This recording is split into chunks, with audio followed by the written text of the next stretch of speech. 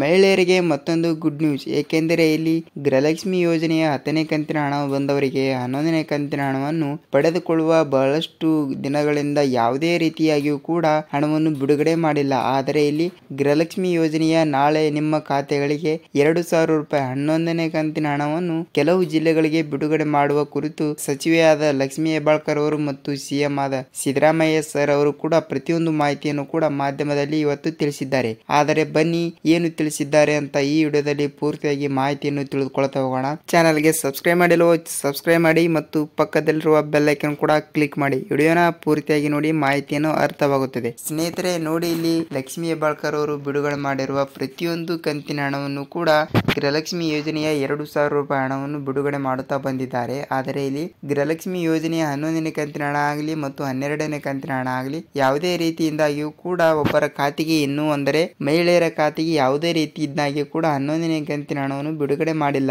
ಆದ ಕಾರಣ ಯಾವಾಗ ಬಿಡುಗಡೆ ಮಾಡುತ್ತಾರೆ ಅಂತ ಹೇಳುವುದಾದರೆ ಸ್ನೇಹಿತರೆ ನೋಡಿ, ಪ್ರತಿಯೊಂದು ಮಹಿಳೆಯರ ಖಾತೆಗೂ ಕೂಡ ಸಿಎಂ ಸಿದ್ದರಾಮಯ್ಯನವರು ಹೇಳಿದ ಹಾಗೆ ಪ್ರತಿಯೊಬ್ಬರ ಮಹಿಳೆಯರ ಖಾತೆಗೂ ಕೂಡ ಹಣವನ್ನು ಶೀಘ್ರದಲ್ಲೇ ಬಿಡುಗಡೆ ಮಾಡುವ ಒಂದು ಮಾಹಿತಿಯನ್ನು ಕೂಡ ಕೊಟ್ಟಿದ್ದಾರೆ. ಅಂದರೆ ಜುಲೈ ತಿಂಗಳಿನಲ್ಲಿ ಜೂನ್ ತಿಂಗಳಿನ ಹಣ 2,000 ರೂಪಾಯಿ ಮತ್ತು ಜುಲೈ ತಿಂಗಳಿನ 12ನೇ ಕಂತಿನ ಹಣ 2,000 ರೂಪಾಯಿ. ಅಂದರೆ ಟೋಟಲ್ ಆಗಿ ನಿಮಗೆ ಜುಲೈ ತಿಂಗಳಿನಲ್ಲಿಯೇ ಈ 4,000 ರೂಪಾಯಿ ಹಣವನ್ನು ಒಂದೇ ತಿಂಗಳಿನಲ್ಲೇ ಬರುವ ಸಾಧ್ಯತೆ ಕೂಡ ಇದೆ ಅಂತ ಹೇಳಬಹುದು. ಆದ ಕಾರಣ ಯಾವ ದಿನಾಂಕಕ್ಕೆ ಮತ್ತು ಯಾವ ಜಿಲ್ಲೆಗಳಿಗೆ ಹಣವನ್ನು ಬಿಡುಗಡೆ ಮಾಡಿದ್ದಾರೆ ಅಂತ ಹೇಳುವುದಾದ್ರೆ ಈಗ ಜಿಲ್ಲೆಗಳು ಹೇಳ್ತಾ ಹೋಗ್ತೀನಿ ಕೇಳಿ. ಗುಲ್ಬರ್ಗಾ, ವಿಜಯಪುರ, ಬಾಗಲಕೋಟೆ, ಉಡುಪಿ, ಮಂಗಳೂರು, ಯಾದಗಿರಿ, ಧಾರವಾಡ, ದಾವಣಗೆರೆ, ಬೆಳಗಾವಿ, ಮಂಡ್ಯ, ಮೈಸೂರು, ಚಿತ್ರದುರ್ಗ, ಯಾದಗಿರಿ, ಚಿಕ್ಕಬಳ್ಳಾಪುರ, ದೊಡ್ಡಬಳ್ಳಾಪುರ, ಹಾಸನ್, ಕೊಡಗು, ರಾಯಚೂರು ಮತ್ತು ಇಷ್ಟು ಜಿಲ್ಲೆಗಳಿಗೆ ನಾಳೆ ಅಂದರೆ ಗೃಹಲಕ್ಷ್ಮಿ ಯೋಜನೆಯ 11ನೇ ಕಂತಿನ ಹಣ 2,000 ರೂಪಾಯಿ ಮತ್ತು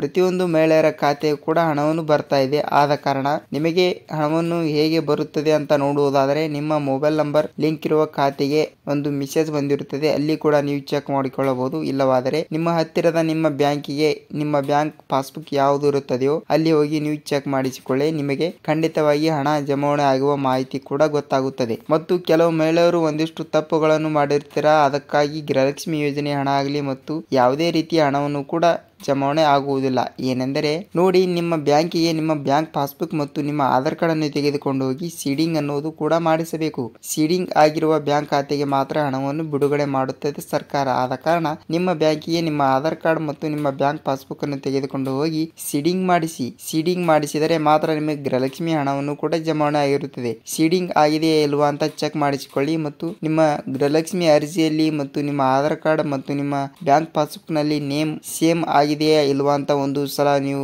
ನೇಮ್ ಮಿಸ್ಮ್ಯಾಚ್ ಆಗಿದ್ದರೂ ಕೂಡ ಹಣವನ್ನು ಜಮಾವಣೆ ಆಗುವುದಿಲ್ಲ. ಏಕೆಂದರೆ ಎಲ್ಲದರಲ್ಲೂ ನೇಮ್ ಕರೆಕ್ಟ್ ಆಗಿರಬೇಕು. ಕರೆಕ್ಟ್ ಆಗಿರುವ ಖಾತೆಗೆ ಮಾತ್ರ ಹಣವನ್ನು ಬರುತ್ತದೆ. ಸ್ನೇಹಿತರೆ ನೋಡಿ, ಗೃಹಲಕ್ಷ್ಮಿ ಯೋಜನೆಯ 11ನೇ ಕಂತಿನ ಹಣವನ್ನು ಶೀಘ್ರದಲ್ಲೇ ಬಿಡುಗಡೆ ಮಾಡುವ ಕುರಿತು ಸಚಿವೆಯಾದ ಲಕ್ಷ್ಮೀ ಹೆಬ್ಬಾಳ್ಕರ್ ಅವರು ಮಾಹಿತಿಯನ್ನು ನೀಡಿದ್ದಾರೆ. ಆದ ಕಾರಣ ಗೃಹಲಕ್ಷ್ಮಿ ಯೋಜನೆಯ 11ನೇ ಕಂತಿನ ಹಣ ಶೀಘ್ರದಲ್ಲೇ ಪ್ರತಿಯೊಬ್ಬರ ಮಹಿಳೆಯರ ಖಾತೆಗೆ 2,000 ರೂಪಾಯಿ ಹಣವನ್ನು ಬಿಡುಗಡೆ ಮಾಡುವ ಸರ್ಕಾರ ಒಂದು ಮಾಹಿತಿ ಕೂಡ ಕೊಟ್ಟಿದೆ. ಆದ ಕಾರಣ ಪ್ರತಿಯೊಬ್ಬರ ಖಾತೆಯು ಕೂಡ 2,000 ರೂಪಾಯಿ ಹಣವನ್ನು ಬಂದೇ ಬರುತ್ತದೆ. ಸ್ನೇಹಿತರೆ ನಿಮಗೆ ವಿಡಿಯೋನ ಹೇಗೆ ಅನಿಸ್ತು ಅಂತ ಕಮೆಂಟ್ ಮಾಡಿ ಮತ್ತು ಪಕ್ಕದಲ್ಲಿರುವ ಬೆಲ್ ಐಕಾನ್ ಕೂಡ ಕ್ಲಿಕ್ ಮಾಡಿ. ವಿಡಿಯೋನ ಪೂರ್ತಿಯಾಗಿ ನೋಡಿದ್ದಕ್ಕೆ ಧನ್ಯವಾದಗಳು. ಮತ್ತೆ ಮುಂದಿನ ವಿಡಿಯೋದಲ್ಲಿ ಭೇಟಿಯಾಗೋಣ.